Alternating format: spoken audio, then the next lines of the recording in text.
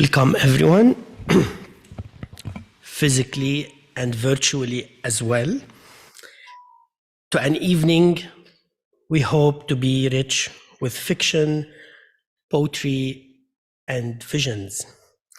We are a little out of practice when it comes to physical events and hybrid events. We have many online today on YouTube, so please bear with us. My name is Bilal Orfali. I'm the Sheikh Zayed Chair for Arabic and Islamic Studies at the American University of Beirut and a visiting professor for Arab and Middle Eastern Studies at New York University Abu Dhabi. I was a member of the Arab-German Young Academy, AGYA, for 5 years. Now I am an alumnus of the Academy, and I think for 3 or 4 years. So I've been associated with AGYA for 9 years. Since 2013, and I find it difficult to introduce an organization that has played a vital role in my development as a scholar, a citizen of the world, and a person as well. The story of AGYA is an integral part of my own story. For each AGYA member weaves their own story within a larger frame story. The frame story is one of commitment. Commitment for cooperation, collaboration, research, understanding, and shaping a better world. Unfortunately, I am no storyteller, but as an Arabic saying has it, هذه أعمالنا تدل علينا. Our deeds point at us. Just look at the several books that AGYA has produced in the last few years. In 2000, what is AGYA? In 2013, the Berlin-Brandenburg Academy of Sciences and Humanities, with the generous support of the German Federal Ministry of Education and Research, the BMBF, has ventured to do something never done before, to start the first bilateral young academy in the world. And I don't think we're the only ones now. There are other bilateral young academies, but we were the first one. In 2013, AGYA was born. AGYA is a network of excellence. The Academy aims to establish a community of outstanding researchers who are at an early stage in their academic career. The potential members of the AGYA are distinguished young researchers from Germany and the Arab countries. By Arab countries, I mean all the Arab countries. Let me name them: Algeria, Bahrain, Comoros, Djibouti, Egypt, Iraq, Jordan, Kuwait, Lebanon, Libya, Mauritania, Morocco, Oman, Palestine, Qatar, Saudi Arabia, Somalia, Sudan, Syria, Tunisia, United Arab Emirates, and Yemen. This impressive list of countries demonstrates that, and they're members, of course, from almost all of these countries, maybe not Comoros yet or Djibouti, but we're working on that. So this impressive list of countries demonstrates that AGYA promotes South-South cooperation in as much as it encourages North-South cooperation. And this is very important because, for example, I come from Lebanon. And in the past 9 years, I have been in direct cooperation with scholars from most Arab countries, and I visited most Arab countries within the framework of AGYA, something that could not have been achieved without this generous support of AGYA. The goal of AGYA is the effective strengthening of the international cooperation between excellent Arab and German early career researchers. AGYA supports innovative collaborative projects and cooperative initiatives from different areas of scientific research, science policy, and education. The concept of AGYA is to foster the practical application of interdisciplinarity. So all our projects are interdisciplinary projects. I come from the field of Arabic studies, for example, but over the tenure of the last 9 years, I have been in direct dialogue with architects, musicians, educators, medical doctors, social scientists, and scholars in exact and quantitative sciences, and have not only direct contact, I've done projects with these people and publications as well. AGYA also fosters the intercultural experience of its members and promotes them as ambassadors of science and culture. So one of the AGYA projects is this literary salon. So I've been involved in the establishment of this salon within the framework of AGYA with my colleague, AGYA alumnus and tandem partner, Kirill Dimitrov. The Salon is inspired by a number of AGYA alumni literary conversations that I had the last, I think, 2 years or last year even probably, with 3 renowned authors, Jokh al-Harthi from Oman, Huda Barakat, and Rashid al-Daif from Lebanon. So then we thought to move this to a different level, to a higher level, and we established this AGYA Literary Salon. Today is our kick-off event. So what is the idea of the AGYA Literary Salon? In the spirit of bilateral interactions between the Arab world and Germany, the AGYA Literary Salon will host Arab and German authors, AGYA, Arab German Young Academy, but occasionally also authors from the Global South, to discuss their literary career, visions, and latest books. The Salon will use literature as a launchpad for deeper discussions. The literature is thus a roadmap to the bigger questions that the Salon will raise. Literature opens up windows to social realities, past, present, and future. It's an attempt to introduce Arabic and Global South literature to the world and to read it, not just because it is different, but also because it offers ways of understanding, expressions of human values, and as a source for inspiration as well. The diversity of voices in world literature encourages us to shift perspectives and overcome stereotypes. The Salon will host established writers to read from their works, share their visions, and pitch new ideas. So in addition to distinguished writers, we will also host emerging writers to encourage new writing and allow these writers to find an audience as well. So far, we have scheduled 3 other events for this year. We're working on the 4th one as well. I will name the 3 that we've scheduled so far. One is a salon with Mohsen Al-Ramli, Iraqi author, titled Iraq, Dreams and Expression. Another salon with Daniela Dantz, Society, Motifs and Language from Germany. And a salon with Maha Hassan, a Syrian author living in Paris. It's titled War, Writing and Freedom. So stay tuned. Now I come to this salon, this wonderful event. The first salon is a conversation with Iraqi-born writer Fadhil al-Azzawi. It explores how literature in the Arab world has been shaped by disillusionment with the failure of left-wing politics, and what art can offer beyond the limits of political ideology. And it is my utmost pleasure to introduce the towering figure in Arabic literature, Fadhil al-Azzawi.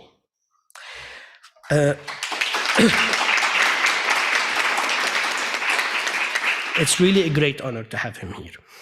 Fadhil is a poet, novelist, and literary critic. Born in Kirkuk in 1940, he belongs to a generation of Iraqi intellectuals who came of age with the promise of left-wing politics, and whose literary and artistic work sought to respond to their disillusionment with that promise. He has written a lot about this himself. During the 1960s, he worked as a literary editor and critic at several Iraqi newspapers, where he theorized and experimented with new forms of poetry. In 1977, Azzawi moved to Leipzig, where he completed a dissertation in journalism at Karl Marx Universität that explored the cultural significance of newspapers in relation to state ideologies. After completing his dissertation in 1983, he moved to Berlin, where he has lived since. He is the author of 7 novels, wonderful novels. Each of them is very different from the others, so I invite you to look at them. He's been translated, of course, to many languages, including German and English. I learned today that he actually translated his first novel, Makhluqat Fadhil al-Azzawi, to English himself. And I have a copy, so I look forward to reading it on the plane. So he's the author of 7 novels, poetry collections, and 3 critical memoirs, including the indispensable cultural history, Al-Ruh al-Hayya, Jil al-Sittinat, في العراق. Please join me again in welcoming our distinguished guest writer Fadhil al-Azzawi.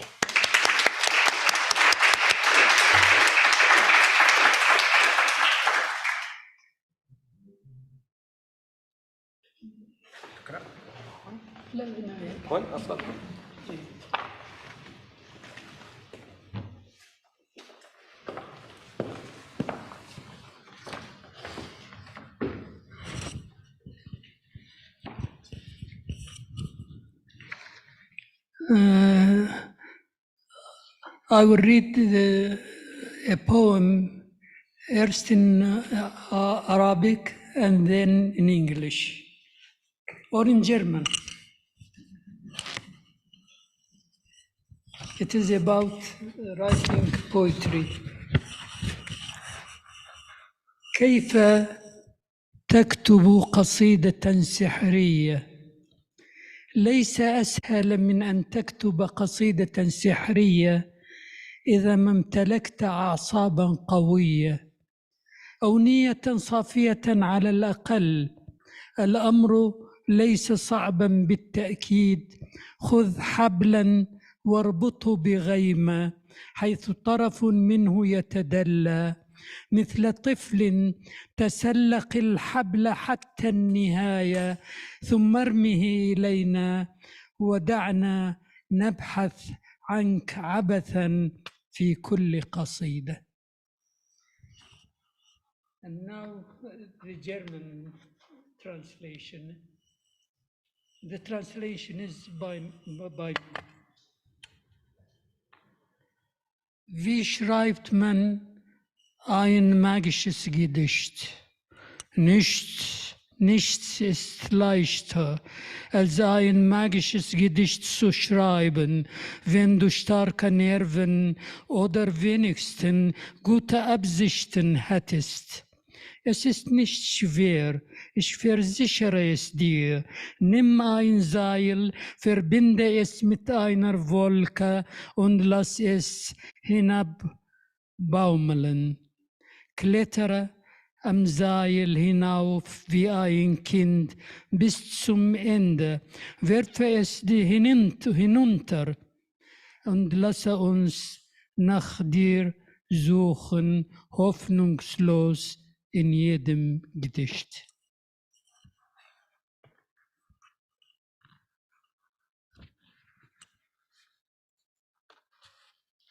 Ich lese auch, I read also a poem in the German language. In Gefangenschaft. This poem is inspired by a folk song, a Bedouin folk song sung by a famous singer by us, Samira Tawfiq, I think. It is of Arabic, so يا عين موليتين يا عين مولية جسر الحديد انقطع من دوس رجلي صعدت فوق السطح لقيت لمتهم لقيت عبدة وعبد بحبال مربوطة. The poem is about two persons, about a girl, a slave, and a slave. I have tried to write a poem about them. In Gefangenschaft. Einem alten Volkslied entsprungen, landeten auf dem Dach unseres Hauses in Bagdad eine Sklavin und ein Sklave. Sie waren Rücken an Rücken gefesselt. Sie trugen weiße, zerlumpte Kleider und weinten. Ich glaube, sie hätten auf ein Piratenschiff gewartet. Ich glaube, sie hätten den Blick auf einen Horizont aus Bäumen gerichtet. Ich glaube, sie hätten an eine ferne Insel gedacht.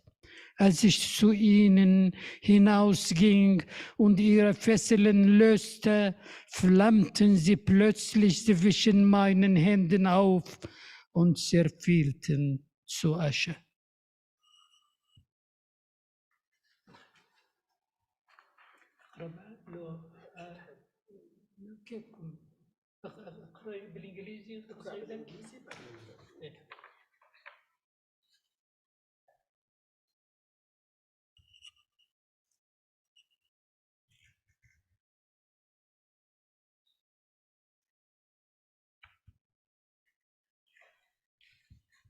I read now a poem in English.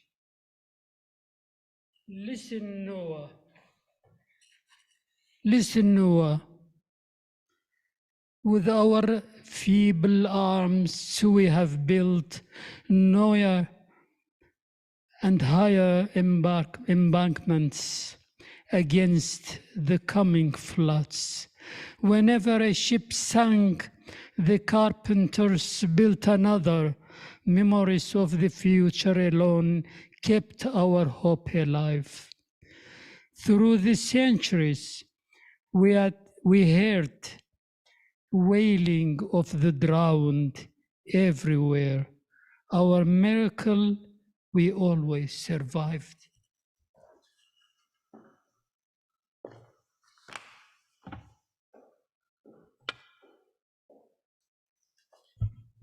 Thank you. This was absolutely beautiful.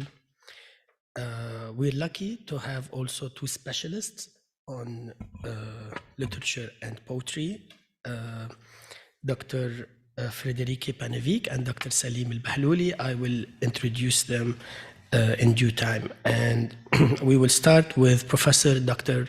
Friederike Pannewick, who is a well-known figure, of course, in the field of Arabic studies, of modern Arabic literature in particular.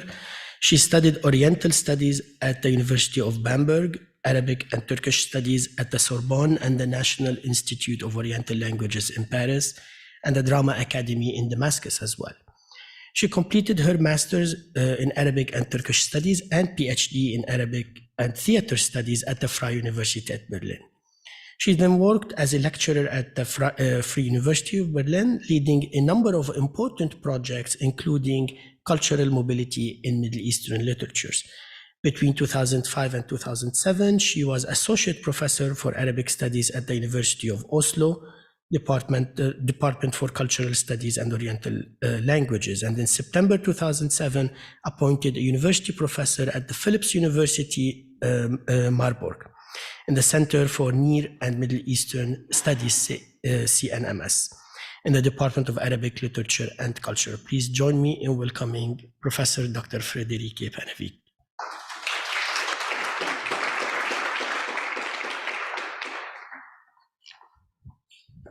Okay, so thank you very much for the invitation to come here. Thank you for having me here. I'm honored and pleasured to be with you here in this thrilling first evening of the Literary Salon at AGYA, and to be with you here and to have the chance to meet you and to talk to you. Thank you so much. And I've been asked to say a few words on Arabic literature now in Germany in the beginning.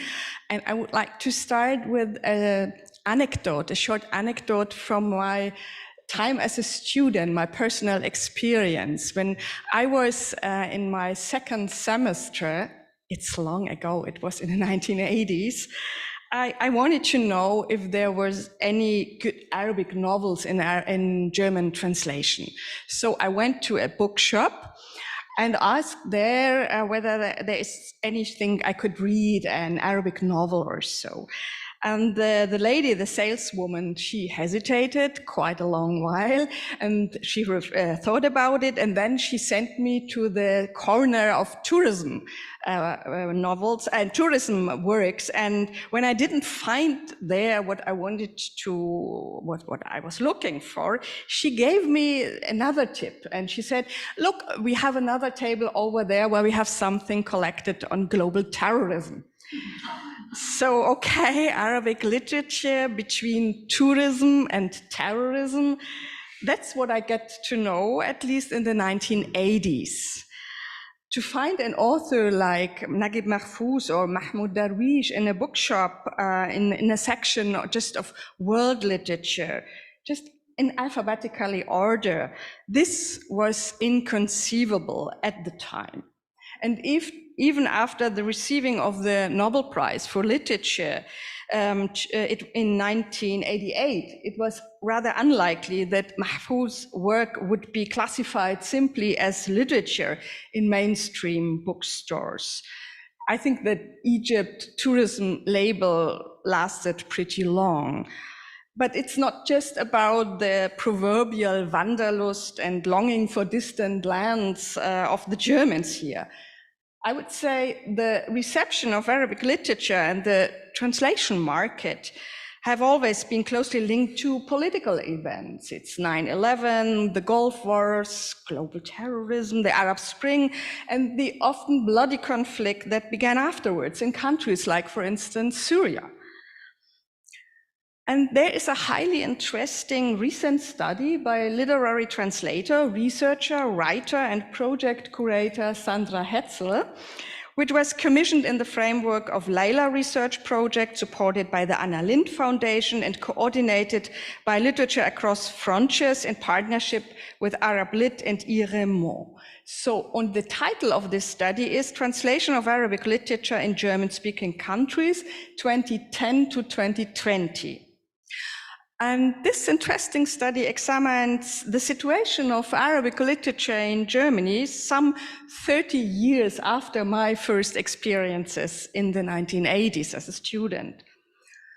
And what is new in these last 3 decades is the rapid growth of an Arab cultural diaspora in Europe, and especially here in Germany. And this study tries to find out why, and here I quote from it, why despite the long-standing historic and geopolitical importance of Arabic and the region where it is spoken, its geographic proximity and its massive numbers of speakers, Arabic literature and translation continues to play a marginal role in the German-speaking literary market. This is the end of quote.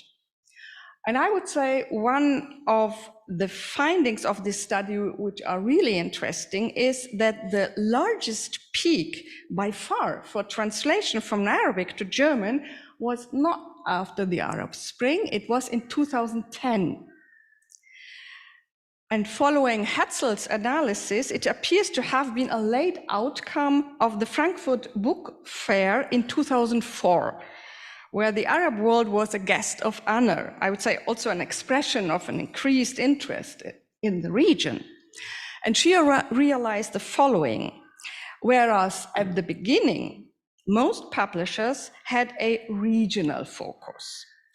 But by 2020, publishers with no specific focus on Arabic literature or Middle Eastern literature played the largest role.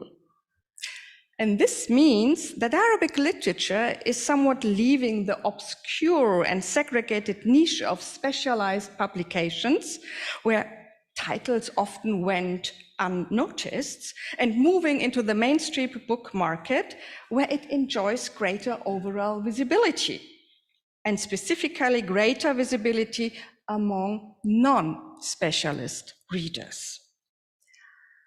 But I would say the most significant development of the decade regarding Arabic literature in the German-speaking countries is the recent emergence of Berlin as a thriving center of Arabic cultural production.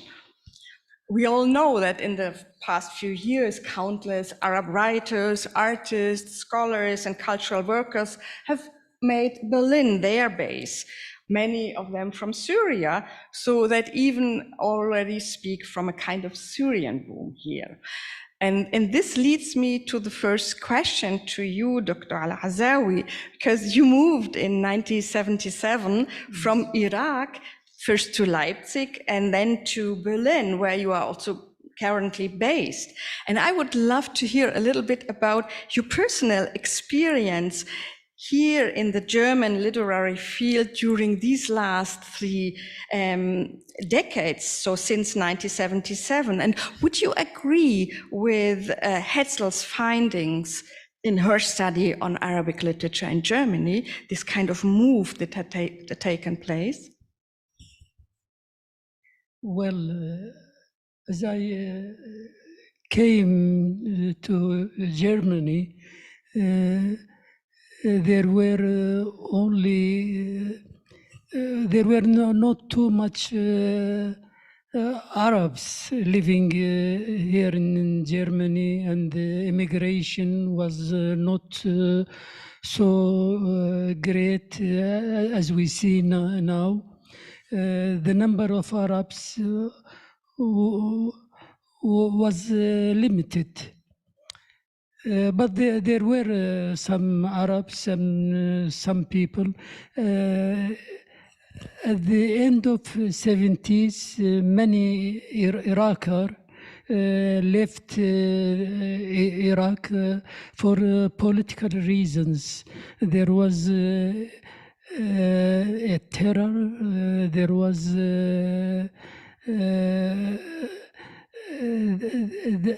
they are.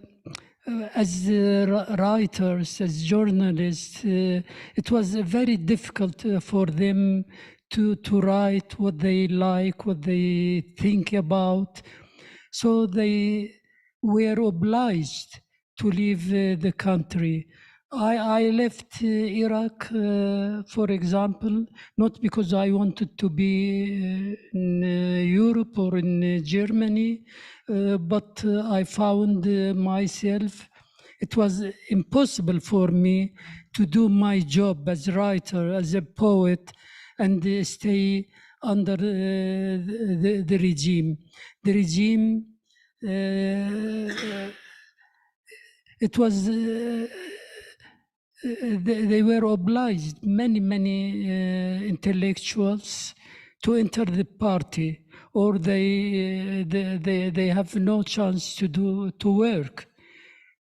Even the professors, doctors in the universities, they were obliged to be in the party. When they refused that, they paid a very high price for that.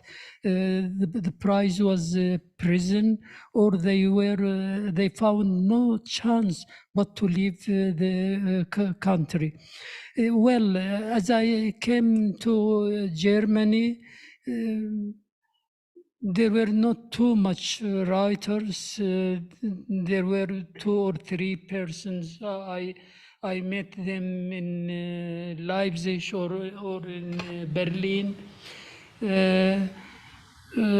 But I have to say most of the Arab intellectuals and the Iraqi intellectuals, they went basically to England or to France.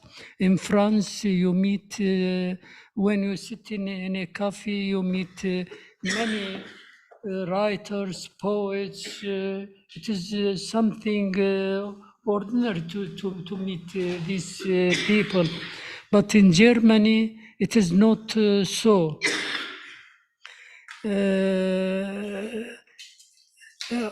And I think it is still till now. There are some writers and some poets, but they are not too much.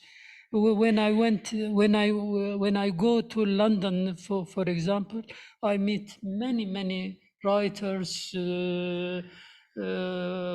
poets, novelists, intellectuals, critics. But here in Germany, the possibility is very limited, and most of them prefer to go to London or Paris. And I have to say, in Germany, there is no Arab press. In a city like London, you find many newspapers, magazines, literary magazines, for example, الشرق الأوسط, الحياة, and القدس, العرب, all of them are working in England. And the Arab writers or journalists, they have the possibility to write and publish in these newspapers and magazines. But in Germany, there is no newspaper or magazine. Yeah, thank you so much for sharing these experiences with us. Would you say that, because you said here are not so many of my colleagues, so to say, to meet in German cafes, other than in London or Paris, would you say this for Iraqi friends and writer colleagues or Arab? And so is there a difference between the different Arab communities from different Arab countries like Palestine, Lebanon, Syria, Egypt? Would you say that there is a kind of difference in the communities, or could we speak here from a kind of Arabic diaspora or exilic community which is Arab, or it is rather an Iraqi community, a Syrian community, Palestinian? There are communities, but the Arabs, they are Arabs. They speak the same language, and especially for the writers, we have the Arab writers. I think that's a very important thing. It is the only thing, the only hope which united the Arabs now. We as Arab writers, we find no difference between us. An Iraqi writer is a friend of Lebanese writer or Yemeni writer or Syrian. Or, so the field, the cultural field or the literary atmosphere united us. Also in the Arab countries, they consider themselves friends, and they have no differences. Yeah, thank you so much. This is highly interesting. And do you have any context, or what is your opinion on this? The newcomers, so to see, in the literary field here in Germany, many of them came from Syria and younger.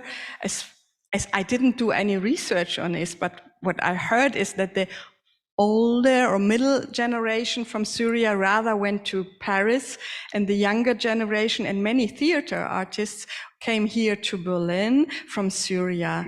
Are there any contacts between your maybe Iraqi community and these rather younger fellows from Syria now?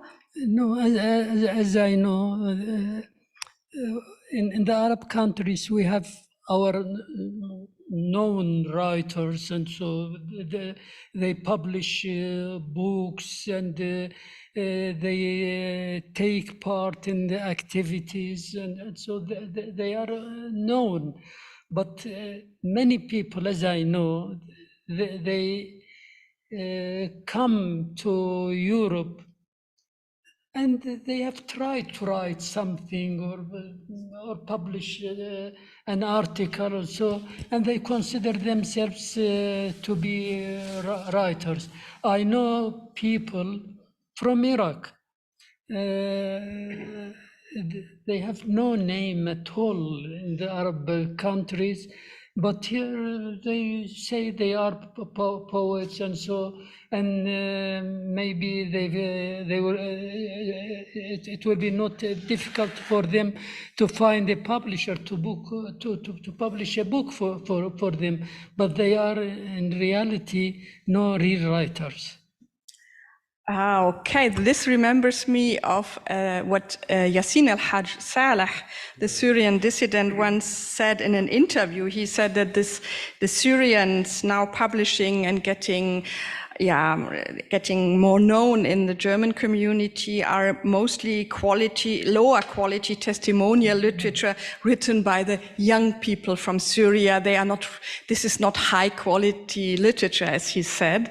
So it is also a question of generation in here, and also the different audiences maybe. To write for a German audience and to be getting known here might need other laws of the market also than to publish in the Arab world, because you always, as far as I can see, you publish with Riyad Reyes in London or Arab publishers. So this is maybe another also rules of market in here, as to publish here with German publication houses. So it has also other rules of quality or goals. No, it is not the matter of it is not the matter of if they are really writers or not. The problem is, I have to put it so. The problem, they are not writers at all. Not all of them, of course. There are some people among them. They have talents to write, but many of them, they are ordinary people. So a writer is not ordinary people. What is a writer about? No, ordinary people, I mean, they have only certain level of culture and ability to writer is something else. I think writer means he has to know the language, to write in a right language. Many of these people, they are unable to write in a standard Arabic or but some of the translator, they took these texts, they are written in not so good Arabic, but they put it in a good German. Yes, yes, of course. Yes, it is so. And some of also known writers, Arab writers, I know that their books are written in not so good high style or language, and they make mistakes in Arabic. They are not acceptable by the Arabs. The Arabs know these people. Yes, but in the translation, the translator makes their book better. Okay, and how about, for instance, Iraqi writers like Abbas Khidr who are writing directly in German? Is this still part of Arabic literature in your opinion? Yes, I know Abbas Khidr. He's a young writer from Iraq. He has tried to publish something in Arabic, but not. It is difficult to get his place, or to get to find people say or write about him and so. But in Germany, he tried. Yes, he tried to publish. I think 3 novels or something like this, Der falsche Ende or something like this. He has published, and I think he get also support. It is difficult for an Iraqi, for an Arab to write direct a novel. It is not so easy. So would you say that these novels he published directly in German, without or with help, I don't know, but are there Arabic literature, or are there German literature, or are there something in between, or are there no literature at all? What would you say? No, it is, of course, literature. It is a part of German literature. German literature, okay. It is written in the German language, and because he has not so great name in the Arab countries. I have told him, try also to publish your books in the Arab countries, in Arabic or so. But it is easier for him to find a publisher here in Germany, and publish his books. And that's good. I find that it is very good from him. I think your work problematizes categories as well, right? You just read today a poem that you wrote in German, right? Is this part of Arabic literature, part of German literature? No, this poem, it is translated by me. Ah, okay. It is written in Arabic, and I have translated. Okay. So you've always written in Arabic? German. You have always written in Arabic? I consider myself an Arab writer, okay. An Arab poet.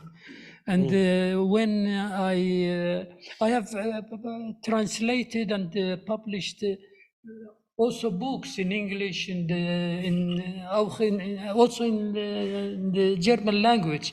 I have a book of einem magischen Fest, poetry book about 200 pages. I translated this by myself. Yes, but I don't consider myself to be a German poet. Yes, I am an Arab poet because it is sometimes difficult to find a good translator to translate your book, to understand you, to understand your style. What do you want to say? How to say? Yes, that's very important. I tried to do it by myself. Also in English. Also. We can have another round of readings if you would like. Yes, good. Okay. I'll tell you something about myself in Iraq, in Kirkuk. It is about my childhood. Yes, and my contact, my relation to the writers, to the magazines. How it is. It is from an article. It is long, but I read only part of them.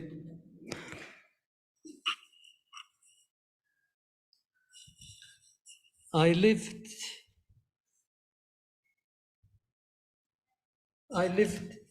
a magical fest. I was only 8 years old when my father took me with him to an Assyrian teacher who lived in Al-Korea neighborhood in Kirkuk and gave private English lessons. My father told me that Gabriel, that was his name, would teach me English. So I spent the whole summer school holiday not playing with my mates in our Musalla neighborhood, but learning English. On the way to Gabriel's house, going on foot as usual, there were no buses in the city in the late 40s. My father said to me in a serious tone of voice, "Look, son, if you learn English well, you can get any job you like. You can be not only a first-class worker in the IPC, Iraq Petroleum Company, but even a government official in a high position. Do you know why these goddamn English, the Arabic word for the Englishman, always assist a man like Nouri al-Said and allow him to govern Iraq with an iron fist? You don't know, so I'll tell you because he speaks English like one of them. However,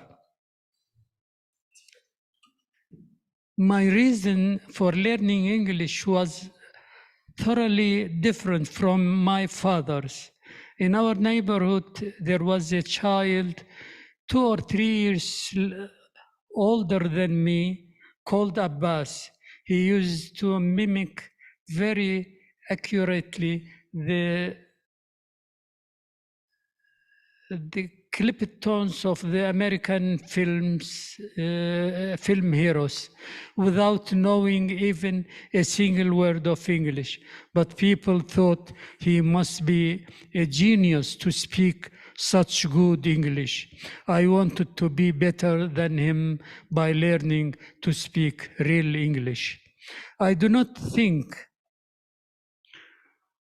that I have learned too much from Gabriel, but I became at least the only one in my class who knew how to pronounce the English letters and to utter some sentences such as, "That is a book," "What is your name?" "Thank you."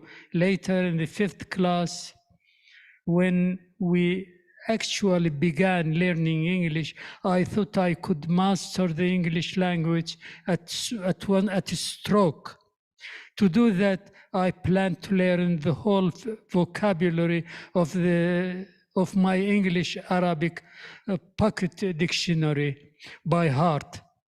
In 2 or 3 weeks, I succeeded in reaching the letter F, but after that, I decided to stop the Sisyphus-like effort stray. Falsely pronounced and random words only augmented the size of my fantasy. My memory was already crowded and filled with symbols and sounds, but I was still far from being able to digest them. There should be another way to learn English, I say to myself. I looked around but found no one to help me or to tell me how to do it. I looked at how I had learned modern standard Arabic and decided to start learning English by reading books. I had learned Arabic as a language of literature, not only in school, but by reading the texts and poems of the classical Arab writers and poets. The first book that I had read and learned most of by heart was the Quran. At that time, parents used to send their children to the mullah in the mosque to teach them some verses of the holy book before sending them to school. But it was not the mullah's job to teach the children the Arabic alphabet. That is why children learn these verses merely as sounds by repeating them over and over without considering the relation between the written letters and the spoken words. I discovered the secret, but decided to keep it to myself. Thank you. Wonderful. You certainly learned English because you're speaking English today. It's very impressive. Thank you, Dr. Pannewick, Professor Dr. Pannewick. Thank you, Dr. Fadhil al-Azzawi. And we reach now Dr. Saleem al-Bahloly. my colleague at NYU Abu Dhabi. Dr. Bahloly received a PhD in anthropology from the University of California, Berkeley in 2015, and an AB in anthropology from the University of Chicago in 2005. He was Mellon postdoctoral fellow at Johns Hopkins University, a fellow in the UMI research program at the Forum of Trans-Regional Studies in Berlin, and a postdoctoral scholar at the Humanities and Social Change Center at the University of California, Santa Barbara for 3 years. His research concerns the artwork in its relationship to religious traditions, the history of science, and the trajectory of left-wing politics. I would sincerely would like to thank Dr. Bahloly for introducing me personally to the work of Dr. Fadhil al-Azzawi. The first novel I read was Akhir al-Malaika, which was a gift from Dr. Bahloly. Yeah, Saleem, تفضل. Dr. Azzawi,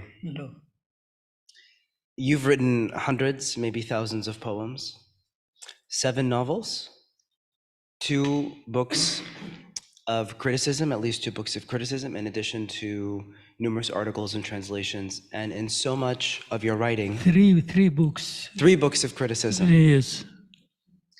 In so much of your writing, you return to the formative experience of your generation in Iraq, which was the introduction to political ideologies on the left and the right that promised paradise through revolution, and then disappointment with those ideologies when those ideologies not only failed to bring about paradise, but instead brought about terrible violence because they promoted a blind faith in ideas that divided the world into friends and enemies. And you wrote from the beginning, from the day you were released from prison, I think it was January 1st, 1965, you wrote to reclaim a space of freedom, not from the state or from a regime, but from ideologies of any kind. Part of that practice of freedom was a refusal to recognize any rules governing writing, the rules of meter and poetry, but also the boundaries that separate different genres of writing, the poem, the novel, criticism, etc. And in collapsing these boundaries, you conceived and you practiced what you called an open text, نص المفتوح, which is capable of being read on different levels and in different ways. So my question is this. Yes. Is there something that poetry can do that the novel cannot? If so, what is that? Is there something that the novel can do that poetry cannot? What would that be? Is there something that criticism can do that neither poetry nor the novel is capable of? Oh, it is a very, very difficult question, but I'll answer that.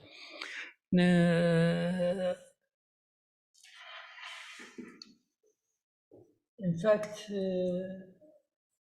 I have written 3 books from open text. النص المفتوح. I have 3 books. مخلوقات Fadhil al-Azzawi's Beautiful Creatures. That's my first book, published in 1969. And I wrote this book as I was between 25 and 27. That was my first book. It is an open text. It is something between poetry, novel, short story, article, and as I said in my book about that, I wanted it to be as a to be read as a novel You can read it as a novel, but you can read it also as poems, or also as articles. And wanted it also to be as music, or painting, or theater. So from all these genres in one genre to put them. That was my first book. Second one was الديناصور الأخير, the last dinosaur. It is rewriting for the first book, but second version, another version. And the third one, I wrote it in English, Fadhil al-Azzawi's beautiful creature, published and appeared only months ago. Also, it is, you can read it also as a novel. The publisher wanted to send it to some prize, and asked me, what shall we say about it? Is it a novel or poems, or so it is. I think in the literature there are no limits between genres, or should be. Literature is literature. You can write anything you like.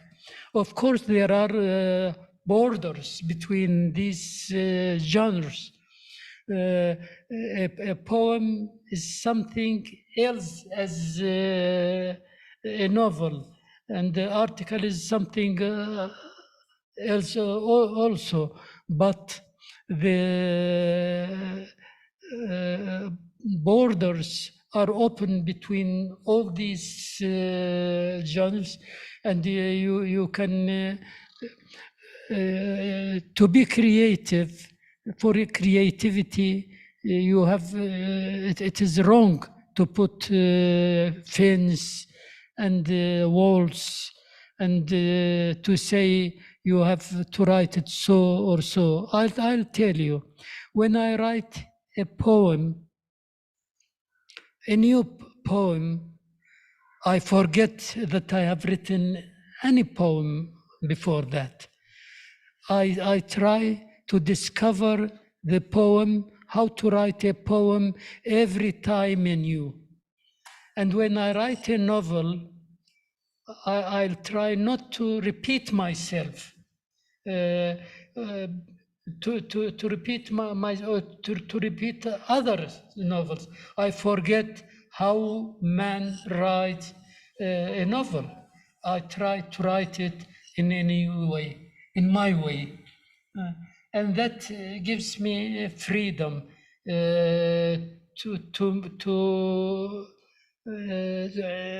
be loyal to myself.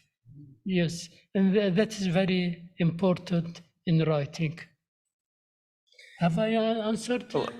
Not quite, but Not quite. I know it's a difficult question, but thinking back over your oeuvre, is there something that a novel enables you to do as a writer that poetry does not, and vice versa? Is there something that poetry allows you to do that a novel does not? And as a writer, how do you think about that? Yes, of course. When you want to write a novel, you have to get, for example, your heroes, your characters, a plot. There are something you have to do it. But for me, there are things that I cannot say in a poem. I have to say them in a novel. Like It what? is possible. Like what? Can you give us an example? Like what?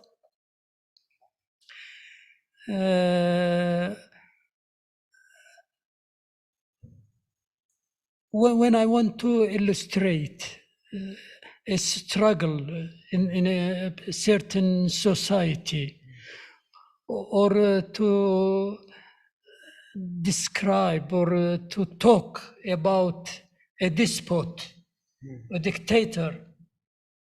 Yes, I have to make him that we can see him, touch him, talk with him, and so that is not the, I think, easy to make in the poem. Of course, in a poem also you can talk about a dictator, about despot, about a good ruler or something like this. But you have to do it in a different way. In a novel, for example, there are some sides, psychological sides, for example. You cannot make that in a poem, yes. Or you can make it, but in different way, yes. Thank you. So you wrote against the revolutionary promise of paradise, but you also reclaimed revolution. You didn't give up on revolution. You reclaimed revolution for poetry in particular, and maybe literature more generally. You understood poetry through the capacity of language to transform the relationship between things. You understood poetry to be capable of changing how we think about the world. So you did have some sense that there is a revolution that poetry is capable of. My question is this: looking back over 6 decades of writing, did literature ever give you the kind of a form of justice, a justice similar to that is sought by revolutions?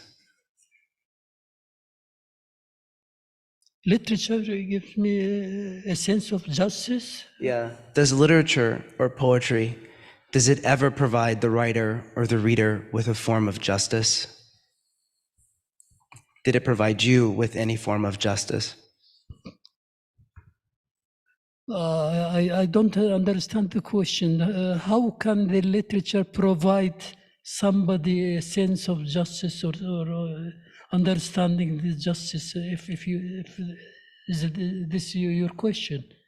Yeah. If poetry has a revolutionary power, Yes, it has a revolutionary power. but can poetry also offer us some form of justice through its use of language? Well, I think the whole world, and I think so, and I have tried to reflect that in my writings. The whole world is built by poetry. The poetry is everywhere. The whole universe, I think, is a poem. This feeling that there is something that you see or you touch or you feel, but you can completely understand it. That is a poetry, and that is also the society. In the society, in the world, our life, whole life. I'll tell you, I have tried from the beginning to write about everything, about the society, about children, about men, about women, about love, about hating, about regimes, to do everything. But at the end, I discovered I am writing about myself. So this relation this hidden relation, this secret relation, this magic relation is poetry.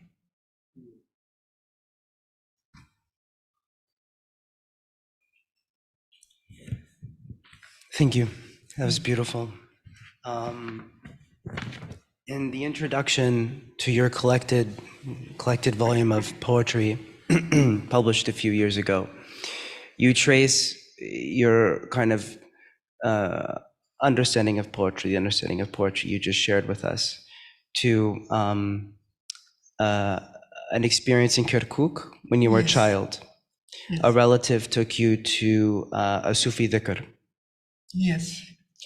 And watching the whirling bodies, Darwish, yes. you saw how the dervishes lost all awareness with the world around them. And you wrote, and I'm quoting, "In that moment, when all the boundaries separating the dervish from the world collapse, the dervish is on an endless journey into the heart of being, as if the dervish has reached the magical point in which the meaning of existence is concentrated." That is the moment of poetry. That is the moment of poetry. For poetry, real poetry. You have Andre Breton talk also about that, the surrealist. Yes, there is a certain point high. You have to arrive at. Yes, and this point is the point of dervishes. They try also to arrive in such a region. And yet, in your critical writing, in the editorials you wrote in Al-Thawra al-Arabiya, mostly in 1966 and in 1967, you developed this understanding of poetry using philosophical vocabulary that draws largely from existentialism, or Existenzphilosophie, to be more precise. And this writing, this thinking you do in your editorials culminates in the Poetic Manifesto of Bayan al-Sha'ri that you write in 1969, signed by other poets. And in the manifesto, you're very clear that the poetry that you are conceiving as a search for truth is not a new Sufism. You position it against metaphysics. So my question is this: for you, how do you think about the relationship between Sufism and existentialism? And as a writer, what has been your relationship to philosophy more generally over the years? Yes. The Sufism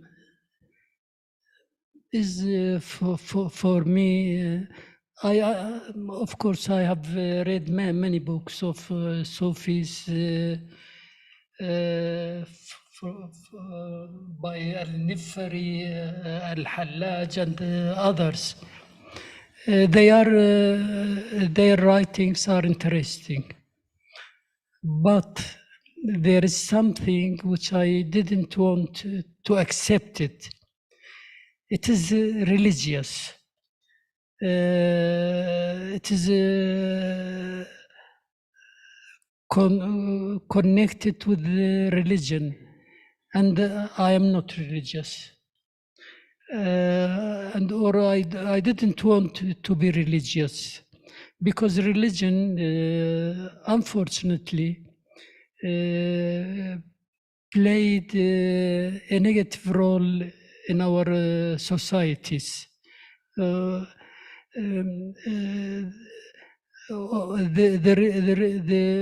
religion was once 1,000 years ago, 1,000 or 1,400 years ago, a progressive movement in its society. But to stay until these days, that all the laws written or concepts 1,000 years ago or 2,000 years ago are alive till now, and we have to obey them. That is very difficult for me to accept it. So religion, the Sufism is somehow is connected with that. Adonis, the Syrian poet, published a book, Sufism and Surrealism. Yes, but it is something different. I think that is not right to found a relation between Sufism and Surrealism. Of course, the Sufis, they talk with another language, and that is their prestige.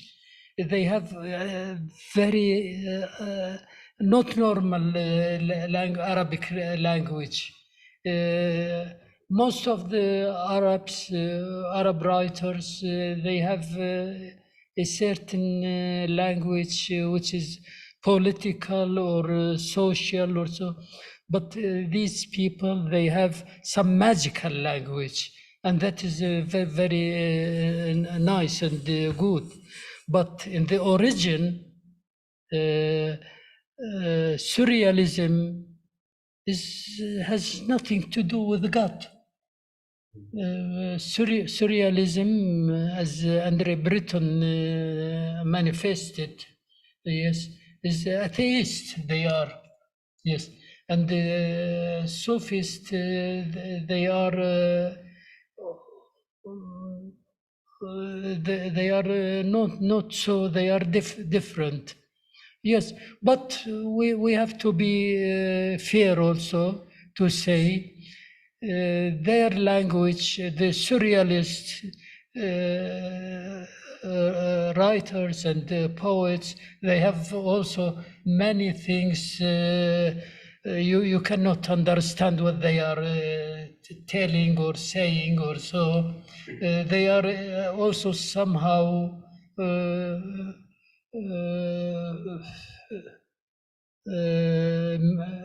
they have a magical effect on you.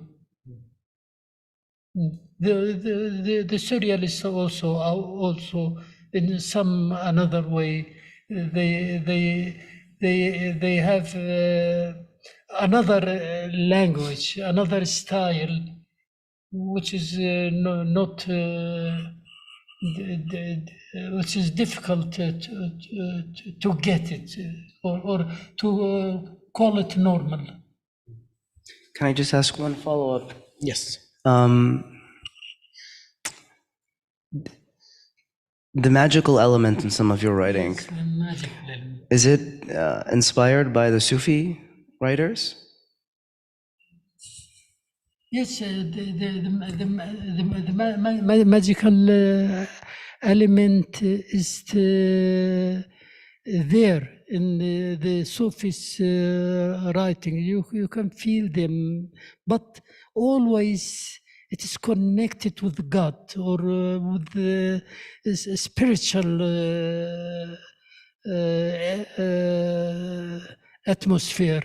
Or these people. Yes. Thank you. Thank you. Another round of reading, maybe something short, and then we'll move to the questions from the audience.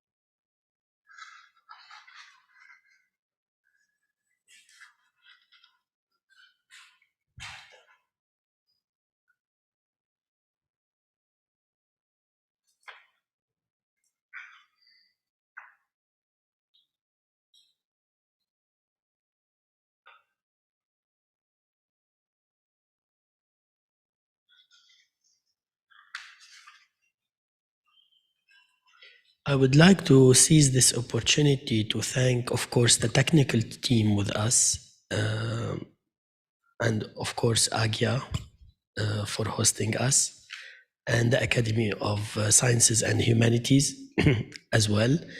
And I would like to thank also our virtual audience because we tend to forget them in these hybrid events. So thank you for joining us via YouTube. Yes.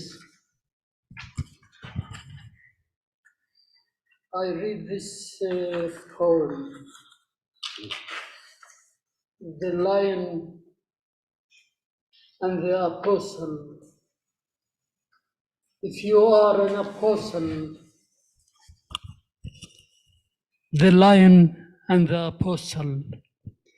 If you are an apostle whose name is carved in the martyr's tablet, I am the ferocious lion standing before you in the ring.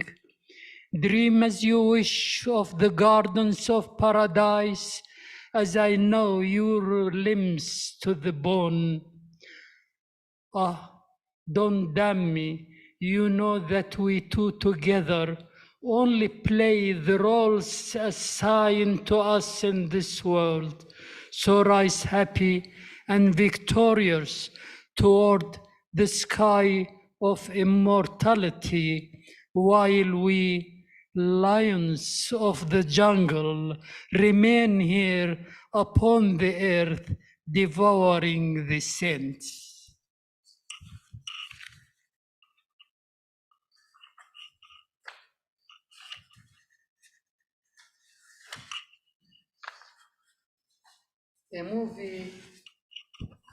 A movie in a train station. In a train station in winter, returning from a long journey, I found myself in a movie theater for travelers and watched a film with an unfamiliar plot.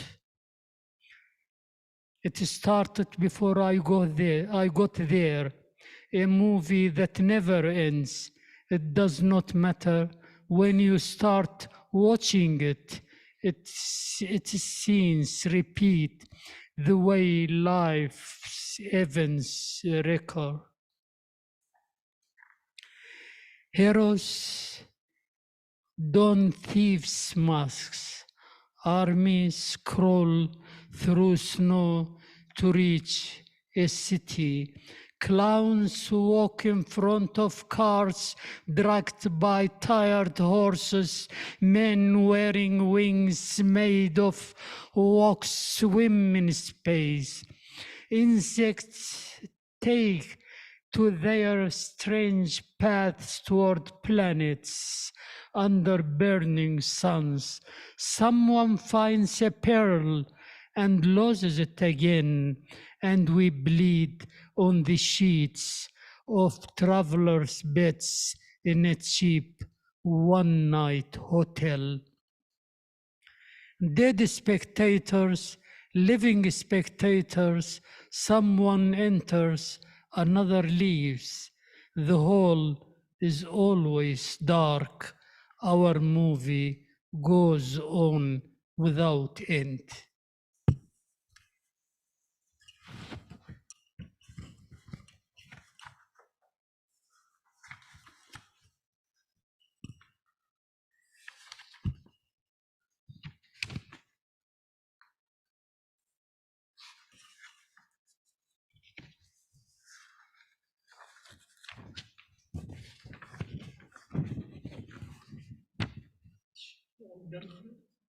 A last one, yeah. Okay. Toasts. Even though I am drunk and sad and can barely talk,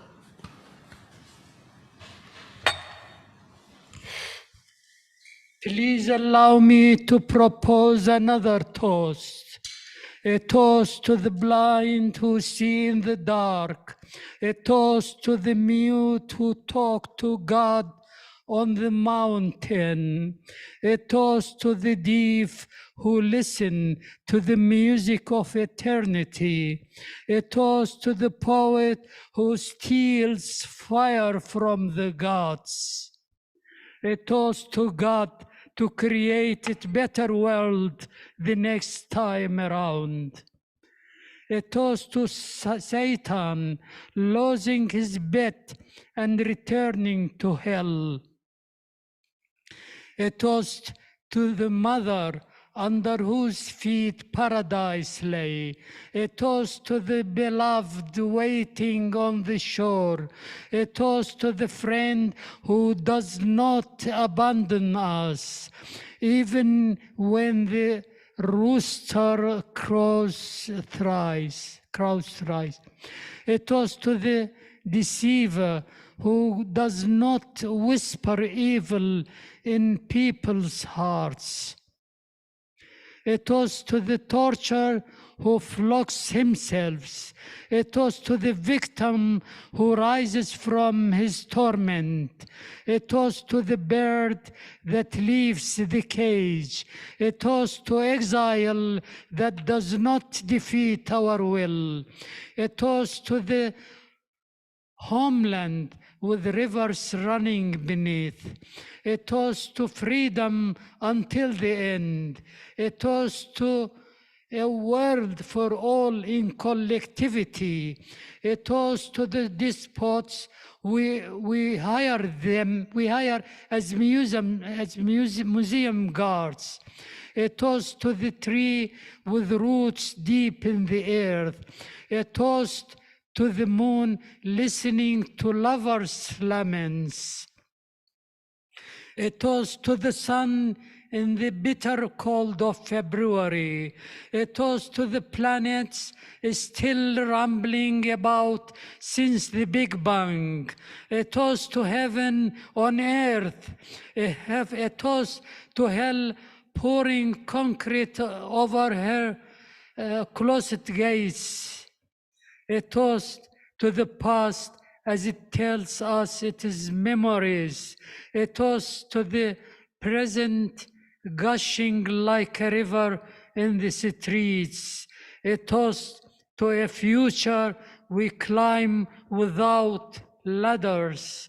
A toast to this beautiful short life. Thank you. Thank you so much. Questions from the audience? As you formulate your questions, I'll ask a question of mine. Reading you, Dr. Azzawi, obviously the influence of the Arabian Nights is there, Alf Layla wa Layla. You mentioned today Nifari and Hallaj, and of course other Sufi writers are also obvious in your writing. You mentioned also you memorized big parts of the Quran. I also see an influence of the Old Testament and the New Testament, right? And you mentioned this relationship to language, right? And to the modern standard or the classical, right? Is there something that you use in these works that you've read and that influenced you other than language, right? And I see that there's something that you borrow from these classical works. So the question is about what exactly, how these works has influenced you beyond language, and what is your own relationship to the Turath, to the classical heritage. Yes, of course we have a great Arabic heritage in the literature. We have poems 1,500 years old. And I want to say from the whole Arabic heritage, I like al-Mutanabbi, a poet like al-Mutanabbi, for example, or al-Ma'arri, or Abu Nuwas, many others. also from contemporary poets, the classical ones.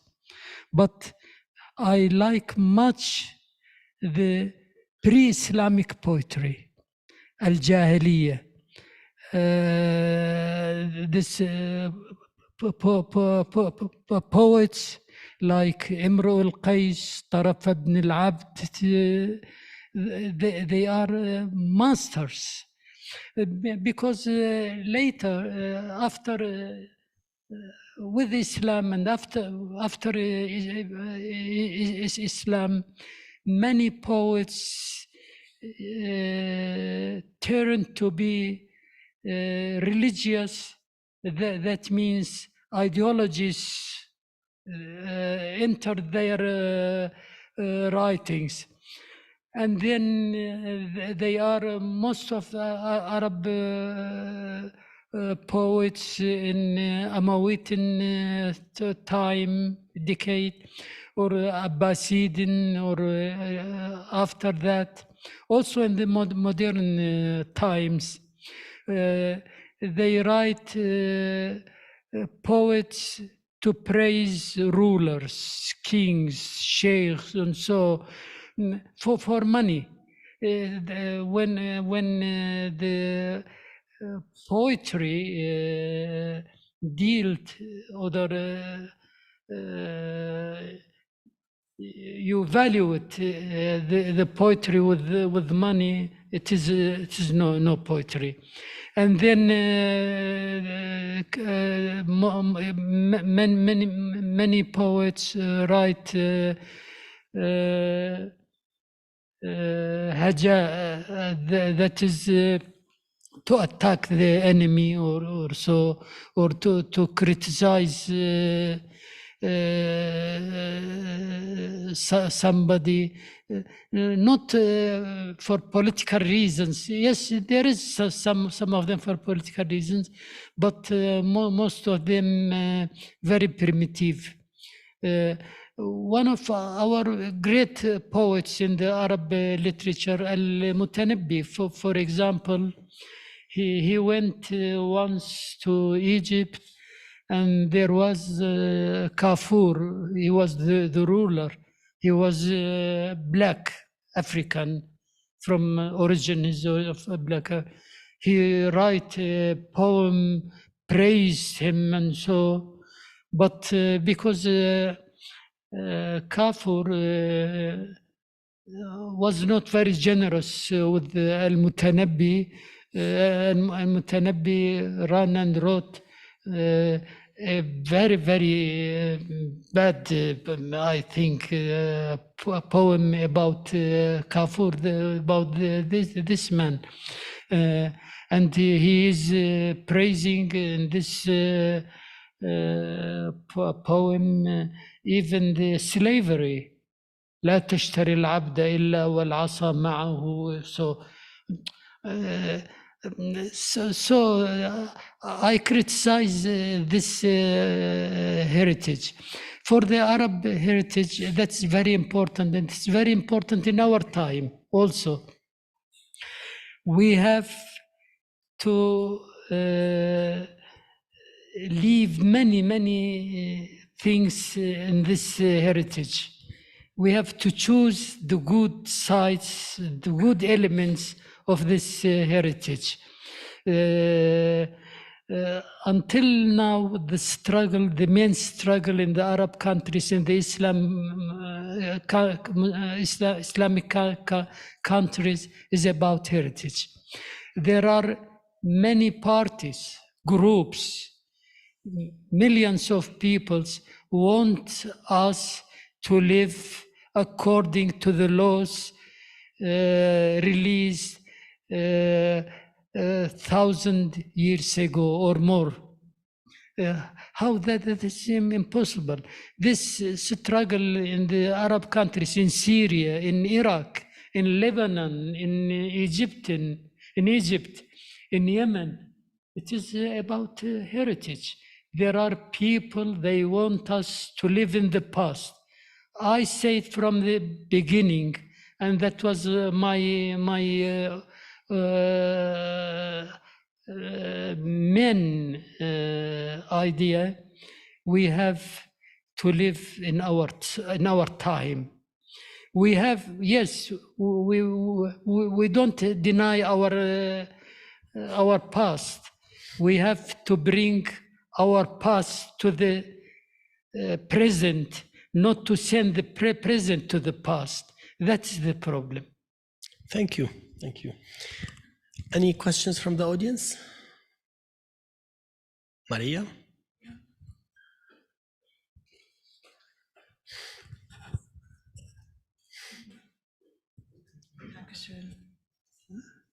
Yeah. Thank you so much for your inspiring readings. I have a quite different question connected to your readership. So do you have any exchange with your readership or a special connection? I'm asking because I'm thinking about a generation of Arab youth that also has to digest another like political transformation ideas with the left movements and so on. So I'm curious if they maybe read your poetry, your literature to digest what has happened like 10 years ago in the Arab world. Do you have any idea about this? Are you in exchange with some of the younger generations? Personally, I don't have so contact with the young generation, but my publishers tell me they have contact with them. Yes, I have, I hope, I have a reader in all Arab countries. In Syria, I know personally, I know I have, there are a lot of people, young people, they read my works, my novels, my poems. In Iraq, I think I am well known there. And even under the dictatorship, under Saddam Hussein's dictatorships, before the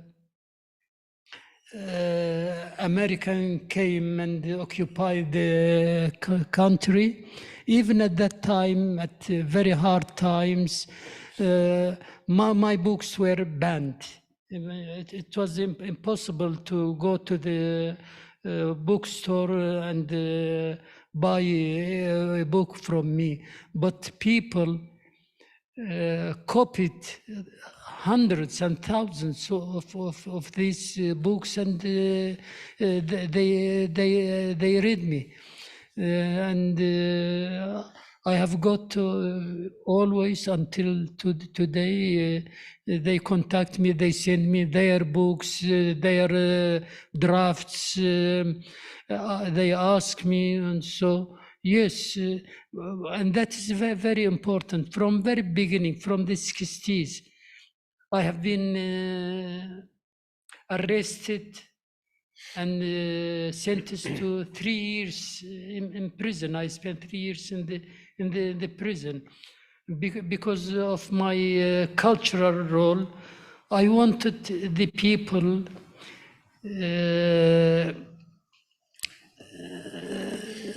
to try to change this society, to change this traditions, this understanding. That's why the regime accused me and other with me, not only that we are influenced by the Western culture, Western writings, but I think the people now is in a better situation. They know that is one of the virtues of internet. Internet made everything open. They see and everything. And also for us, many of our books and poems and all of my books, really, you can download it from the internet and gratis also without paying anything. Thank you so much. This concludes our first literary salon. I would like to thank again Professor Dr. Pannewick. Thank you, Dr. Bahloly. Thank you, Dr. Fadhil al-Azzawi. Thank you, AGYA. Thank you, the Academy of Sciences and Humanities. And stay tuned. We have scheduled at least 3 other literary salons. They will take place via Zoom on YouTube. Salon with Mohsen al-Ramli, Salon with Daniela Dant, and Salon with Maha Hassan. Thank you so much. And thank you very much.